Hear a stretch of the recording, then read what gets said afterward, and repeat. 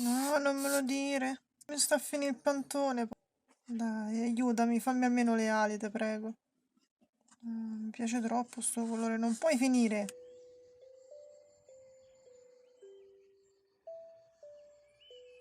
Hello friends, welcome back, or welcome if you're new. This week I'm taking part in a contest organized by a creator I really like, Study Cool. The challenge is to draw something inspired by 3 emojis.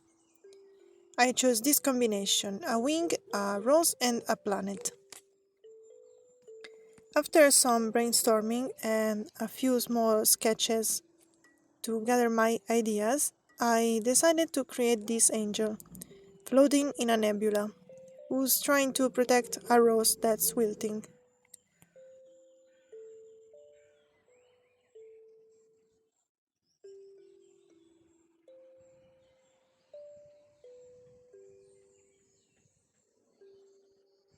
For this piece, I used my own references. I took picture of myself in the pose I wanted to draw, including a close-up of the end position, since I knew it would be an important part of the artwork. It was actually my first time doing this, and I have to say it was super helpful.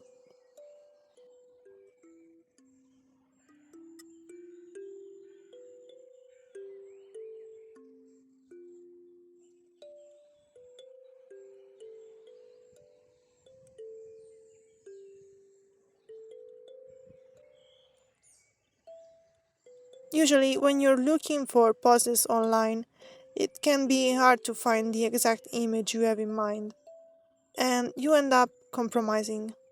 Does that happen to you too? Either way, I recommend trying it, even if it's just for studies, it's a great method.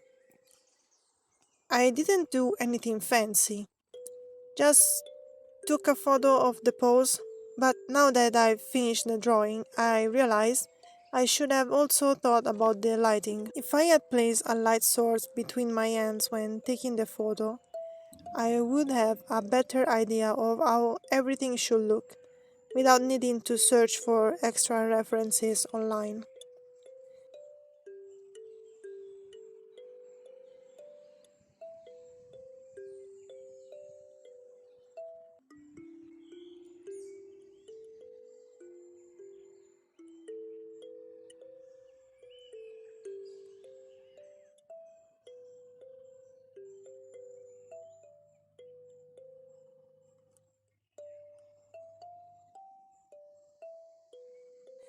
I wanted this character to be a bit ambiguous. In Italy, we have this saying, talking about the sex of angels, which basically means discussing something useless or with no real answer. That expression inspired me to create an angel who's truly ambiguous, somewhere between masculine and feminine, without a defined gender. To me, that's how a supernatural being should be. While working on the design, I thought about how to incorporate the other 2 elements. I imagined that, more than an angel, this creature could be an ancient deity, forgotten by humans, who's trying to protect a rose that's slowly wilting. In the past, people used to plant roses near this deity's temple, and now these flowers remind them of a time when humans still loved and worshipped them. But as they use their powers to infuse life back into the rose, their delicate skin begins to deteriorate. The rose never fully regains its strength, and neither does the deity. If only humans still remember them, they will be so much powerful.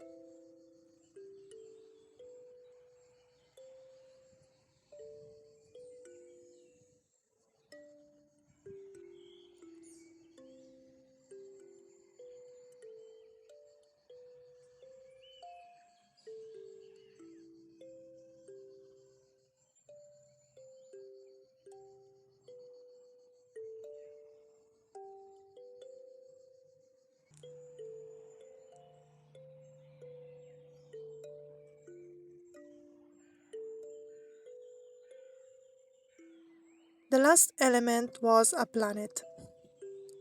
I chose Uranus, a planet that, like this deity, has been forgotten and overlooked by humanity. Uranus' gaseous nature inspired the deity's unusual hairstyle, as well as the entire color palette.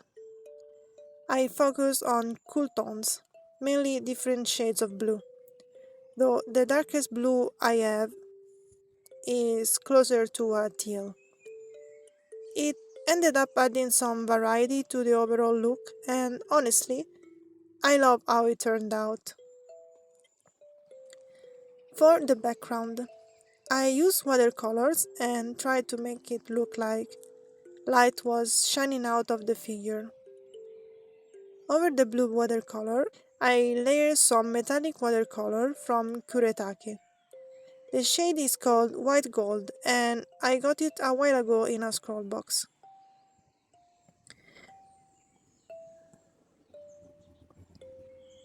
The only issue, I think I used the wrong kind of painter tape, because when I peel it off, it ripped the paper in a few spots.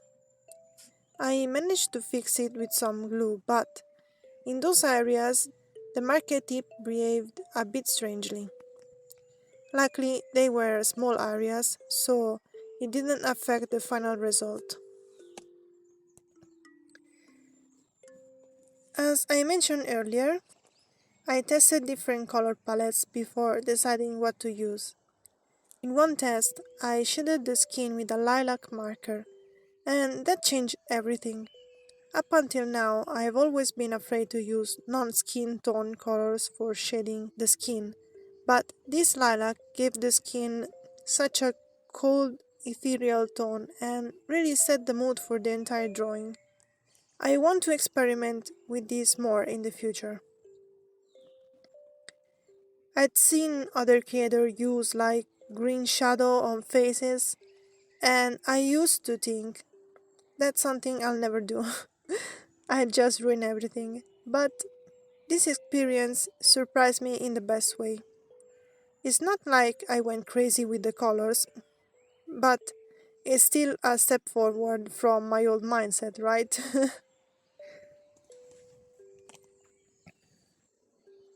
Speaking of shadows, believe it or not, this was my first time trying this type of lighting.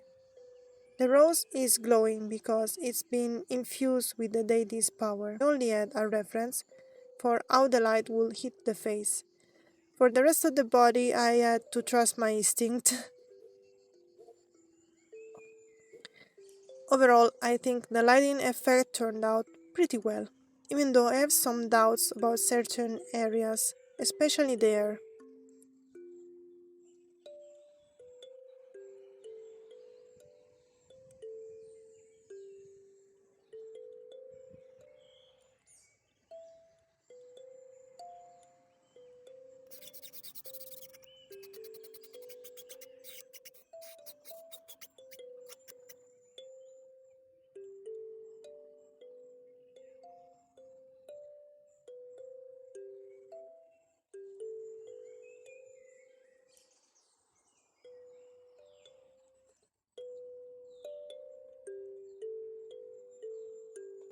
For the line art, I use a grey brush pen from Unipin for the skin, and the Stabilo pens I tested in my last video.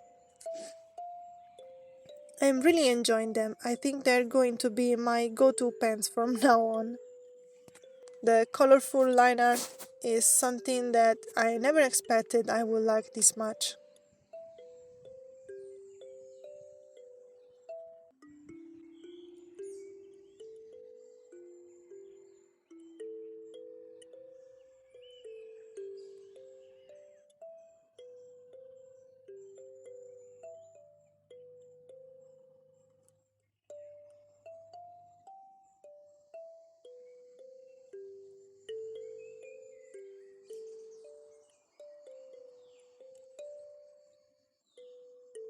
And here we are at the end of this video.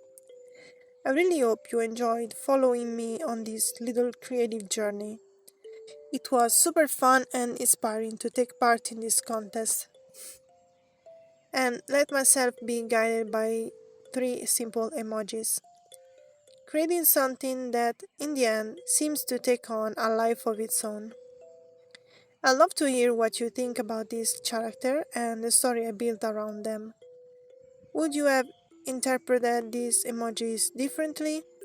Have you ever taken part in a creative contest? Let me know everything in the comments. I'm so curious to read your ideas and maybe chat about them a bit. If you enjoyed the video, please leave a like to support the channel. And if you haven't already, subscribe so you won't miss the next videos. I'm already working on new ideas, so stay tuned. Oh, and if you feel like watching more in the meantime, you can check out some of my other videos in the channel, like the 3 marker challenge or the figure drawing sessions.